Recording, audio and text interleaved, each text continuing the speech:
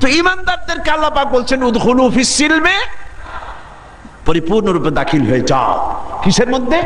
সিলমের মধ্যে। আত্মসমর্পণ করো, সারেন্ডার্ড হয়ে যাও। আমাদের জাতির পিতা হযরত ইব্রাহিম আলাইহিস সালামকে আল্লাহ রাব্বুল আলামিন অর্ডার করলেন আসলিম, সারেন্ডার করো। আসলিম, সারেন্ডার করো। কাকে বললেন?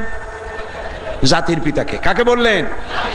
জাতির পিতা হওয়া এত সোজা নয়। গোটা মুসলিম মিল্লাতের পিতা, তাকে পরীক্ষা দিতে হয়, ইমানের পরীক্ষা, হাবিজাবি ফালতুর পরীক্ষা না। কিসের পরীক্ষা? ইমানের পরীক্ষা, আগুনের পরীক্ষা। নিজের কলিজার টুকরা সন্তান আল্লাহকে খুশি করার জন্য জবাব করার পরীক্ষা।